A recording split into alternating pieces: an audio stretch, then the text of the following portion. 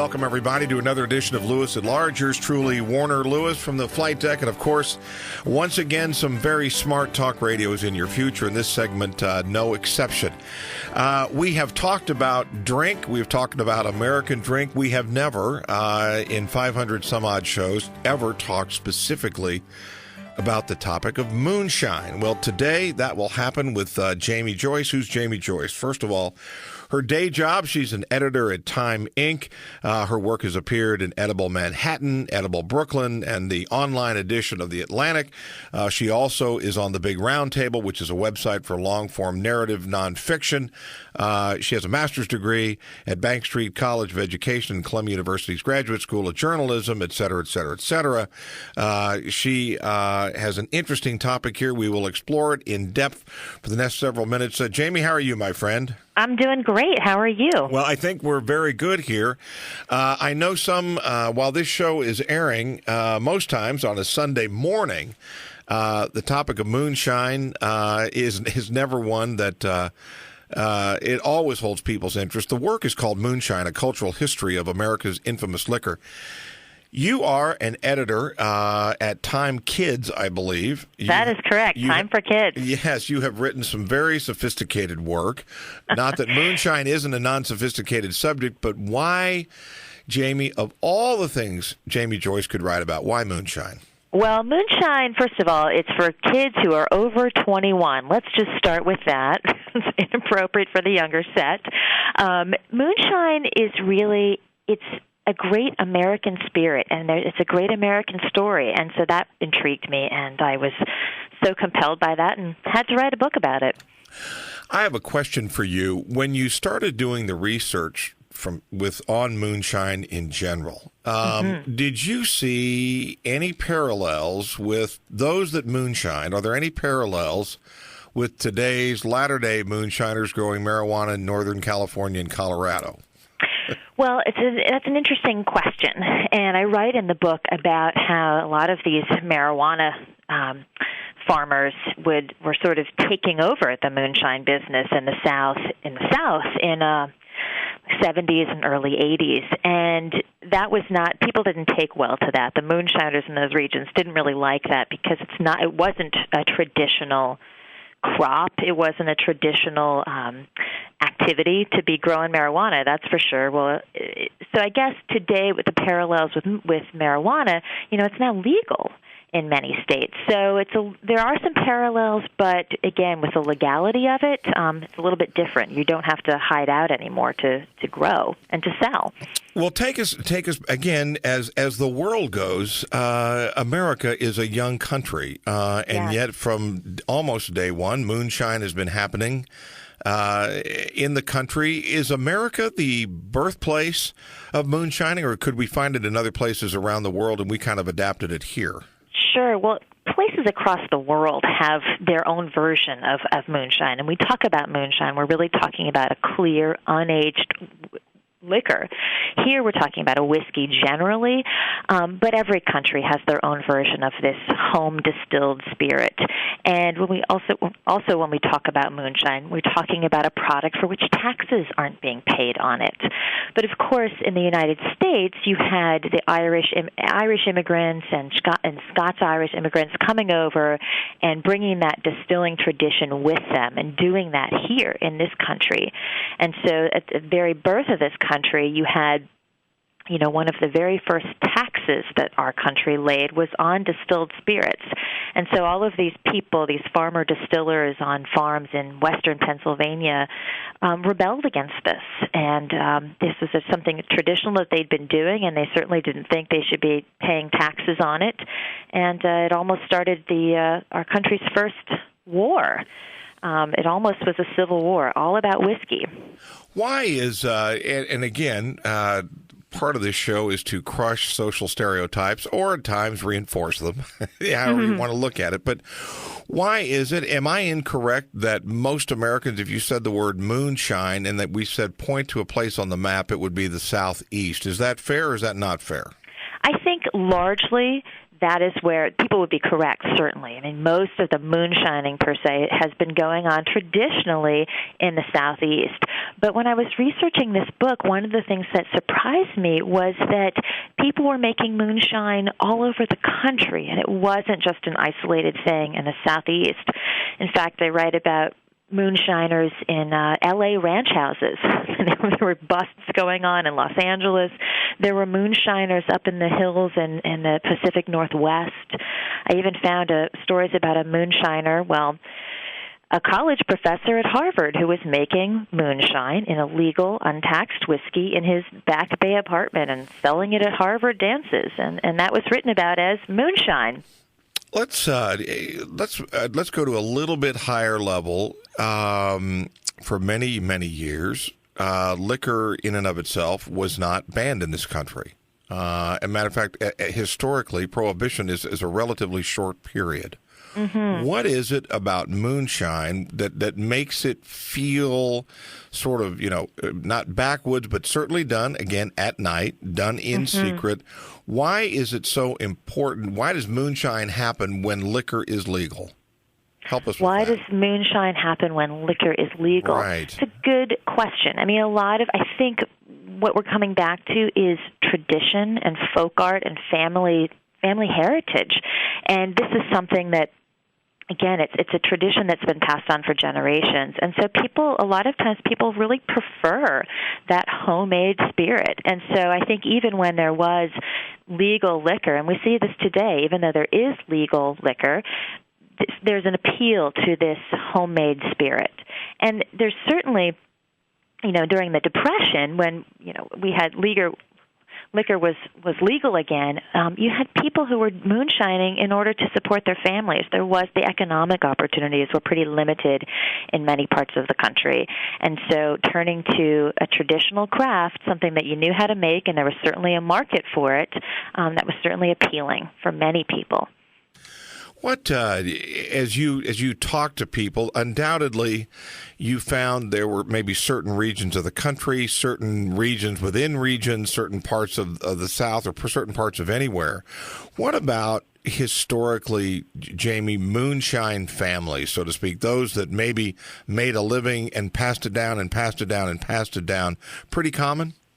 Oh, yeah. And there's a distiller that I write about from Dawsonville, Georgia, and she has a legal distillery. Her name is Cheryl Wood, and she's got a distillery in Dawsonville, which is north of Atlanta. It's Dawsonville Moonshine Distillery, and she's a great example of somebody who took an illegal family business and made it legitimate. I mean, she comes from a long line of illegal distillers. Her grandfather, Simi Free, made moonshine in North Georgia.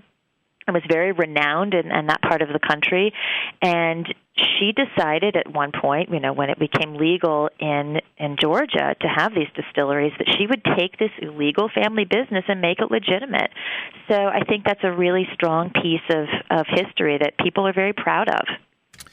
If you just joined us, yours truly, Warner Lewis from the flight deck again of Lewis at Large Radio. We are in the midst of some smart talk radio here, talking moonshine, a brand new work by Jamie Joyce, an editor at Time Inc. Her work has appeared in numerous places online, Edible Brooklyn, Edible Manhattan. She's also a member of the Big Round Table, which is a really fascinating website for long-form narrative nonfiction. The work, again, is called Moonshine, A Cultural History of America's Infamous Liquor. Jamie, how did I know I could understand all kinds of people make home brew, they enjoy it at home, et cetera, et cetera.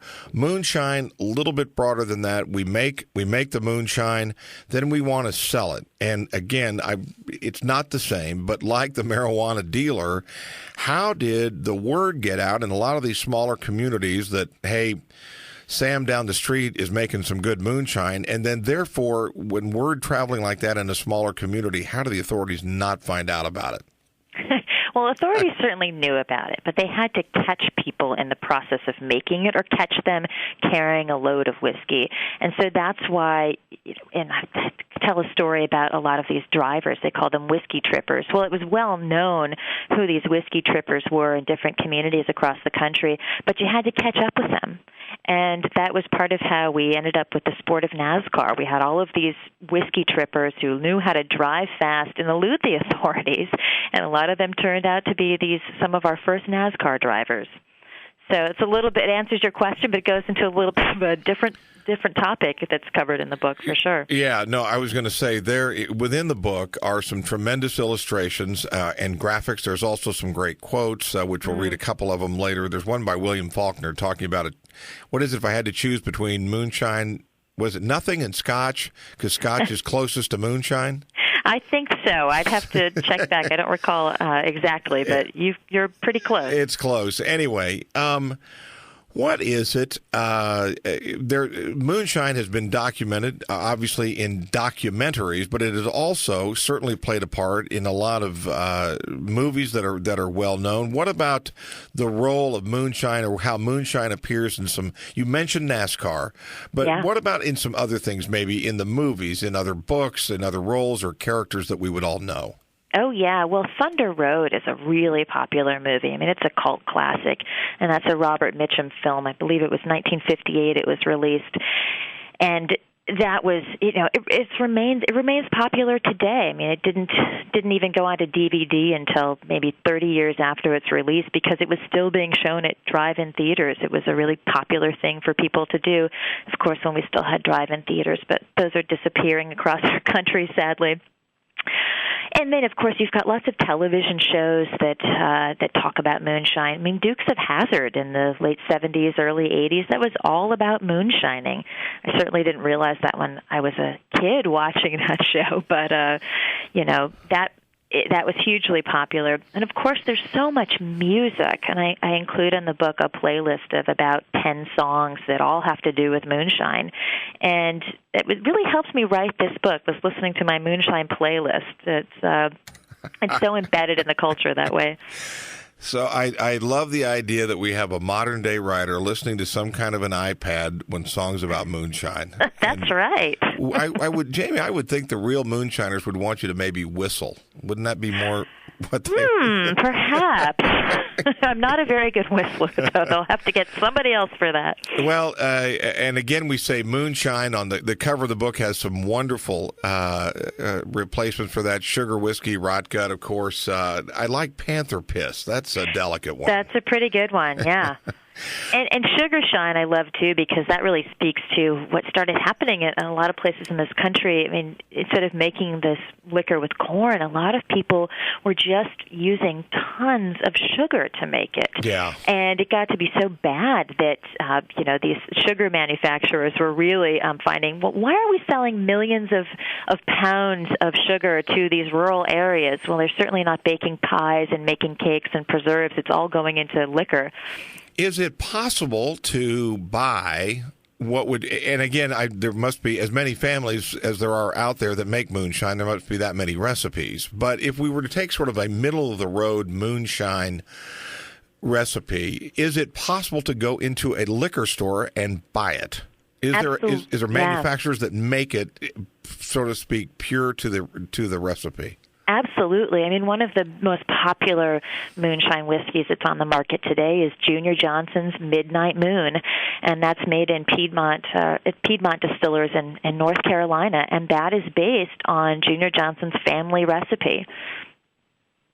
So you can go out and get that. I mean, that's available across the country. You can get it at Walmart, at Costco. There's another brand, Old Smoky Tennessee Whiskey, Tennessee Moonshine, and that's very popular, again, based on traditional recipes. Right. You got your graduate degree from Columbia University, a hallowed, learned institution for sure. I'm sure you were taught the value of a balanced story. I'm curious, as you were doing your research and you talked to those that manufactured, and you may have spent some time talking to either those that make laws or those that enforce laws, and I'm curious on this entire subject. The two sides had very different views, probably, of moonshine, its value and its worth. Did they have anything in common? Well, one of the people that I spoke to in Dawsonville, Georgia, I went to, and it's called the Old Moonshiners of Georgia reunion, and at that reunion there were lots of these old moonshiners, people who had been making it illegally, and then there were revenue agents who were there. So I spoke to a gentleman who was, his job was to go after the moonshiners in his community, and a lot of times he would know these people personally, but it was just something that that's his job and that's their job, and you all live together, and everybody's doing what they have to do to make a living. So that was really interesting to see those people coming together. Similar to, Jamie, similar to maybe organized crime, were there areas like the Smith family somewhere in a neighborhood or a community where is it possible to be territorial with your moonshine? Like, don't you start an operation, I own the franchise, so to speak, in this area. Did that ever come up, or was everybody kind of the more the merrier? Oh, that would definitely come up, and there's a great song, Rocky Top, which I think most people are familiar with as a fight song, for the Tennessee football team. Yep. And you're talking about good old Rocky Top, and if you come up on that hill, you're not going to come down, because people were very territorial and very protective of their operations, absolutely. And so while businesses could coexist, there was certainly, everybody takes pride in their product. What did, as we look, if we were to look at the laws now that are on the books regarding moonshine, are they materially different at all than what they were maybe 20, 30, 40 years ago? Well, the laws really, making homemade whiskey is still illegal, whereas making home brew is legal, making small quantities of wine is legal, but we're still talking about, this high-proof, volatile, highly flammable moonshine whiskey. That is one reason that this is illegal, so that's pretty much stayed the same. And of course, the government wants to collect its taxes, so those laws are pretty much unchanged when it comes to making distilled spirits. Is there any, and speaking, I want to follow up on this on the law, is there any attempt by the moonshining community or others to update those laws at all or change them? Absolutely. There are lots of hobby distillers out there who are working to create to change the laws to allow home distillers to make small quantities of liquor. Certainly not large-scale operations, but small operations. It's legal to purchase a still. You can go online and buy a copper pot still, but it's illegal to then use that still to make liquor. So it's a little confusing, and I know that I have a friend who tried to purchase one of these stills, and lo and behold, what ends up happening is if you try to purchase, or you do purchase one of those stills, you'll get a notice from the federal government saying, hey, we know what you're doing. Now, don't think you're going to make alcohol with that, because that's illegal. So it's a bit of a catch-22 there. Okay, so tell us, in the course of your research, undoubtedly, just to make sure you were talking about the real thing, you sampled moonshine throughout. Did you notice in your research a real difference in quality / taste / anything in the different samples that you did during your research? Oh, sure. There's definitely there's some that I tried that was pretty much fire water is a really good way to describe it, and that's why I think that's one of the names that I have on the cover of the book, because it really burns when you drink it. And others are just incredibly smooth and just had a nice aroma to them. And so those were then fun things to drink during this research process. What about, let's look at gender here. What about the stereotype would be sort of a bent-over thin guy wearing overalls, no shirt at his still, and maybe even with a piece of straw in his mouth. What about women that moonshine? Would you come across any evidence that there are certain groups of women that were doing the same thing? Absolutely. And when I started this book, I came at it thinking, I had that stereotype. I had that picture in my head of this is what the moonshiner looked like. And I knew that there had to be women who were doing this. There's no way that this was exclusively a male thing. And in fact, I found many, many women who were involved in this. And I tell a story in the book about a woman in the late 1800s, and she was in New Jersey, and they called her Moonshine, really she was Moonshine Nancy the Moonshiner, rather. And here was somebody who was making Applejack, and that's an illegal, it's an liquor made from apples, and she was stealing apples from a local orchard, and the authorities came after her. And she's a terrific story. And there's a woman in this is Moonshine Mary, and she was in Chicago, or outside of Chicago, rather, and she was making this liquor to support her family. She was a Polish immigrant, and she ended up going to prison because she was found to be selling some of her liquor that was selling for about 15 cents a shot, ended up killing a man. Because of the poor production quality of it. And so there's lots of stories like that I tell in the book. And certainly, going back to the woman I mentioned earlier, Cheryl Wood in Dawsonville, Georgia. I mean, here's a woman who's a legal distiller and carrying on a family tradition. So they're out there throughout history, and they're out there today. Troy & Sons Moonshine is a terrific maker in North Carolina, and that's a female-owned business, and she's making really delicious stuff. What, as we start to wind down here a little bit, Jamie, you did a lot of research here. Most people probably can go 2 or 3 sentences deep on their knowledge of moonshine. Now you can talk for half an hour with me about it. But sure. As you did your research and as you look back on all this, what is, if there's such a thing, a misconception maybe that you had / the rest of us have about moonshine as an entity and maybe its cultural history and the people that are involved? What was sort of maybe an interesting fact or an interesting maybe concept maybe we had not thought of before? Well, I think that people, when you think about moonshine, there is the stereotype of it being sort of unsophisticated, and the people who are making it are maybe there's that hillbilly stereotype. And in fact, moonshiners, they're running a business historically. I mean, we're talking about people who they're producing a product, they're delivering it, and that takes smarts. And so we're not talking about unsophisticated people. We're talking about people who know how to run a very successful business. So I think that really blasts that hillbilly stereotype out of the water.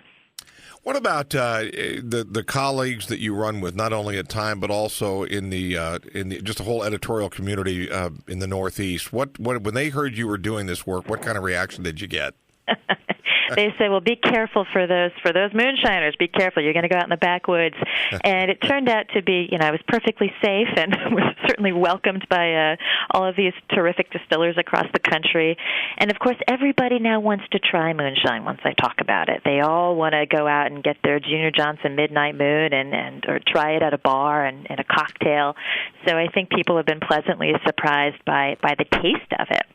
Well, indeed, and again, this interview will be airing first on a Sunday morning, so I'm not sure at this time in the morning you can run out and buy some, but you could certainly make some this morning, I would think. Hey, one last thing here, and sure. That is, I would think that the families that you talk to and the individuals that you talk to that produce this product have, number one, it's hard work, and number two, it was made with enormous pride. Absolutely.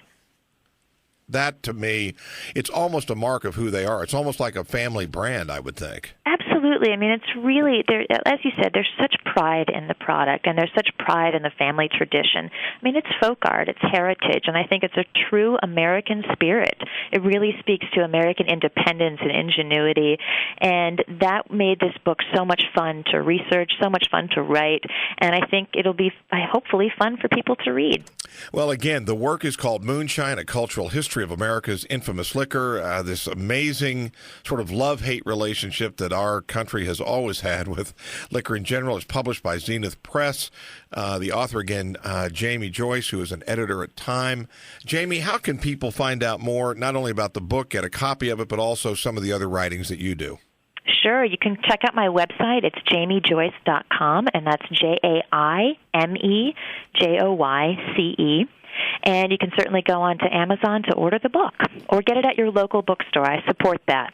Well, good. We appreciate your time today. Thank you for the work. Again, this may be the only show we ever do exclusively on moonshine, but thank you for being a part of that. And by the way, what's the next project? Oh, gosh, I've got a few ideas, but I'm not ready to reveal them yet. But looking forward to diving into something new very soon. Okay, well, we would love to have you back on again. Again, thanks so much for being a part of the show. Thank you so much. It was a pleasure. You bet. We'll be back with more right after this on Lewis at Large.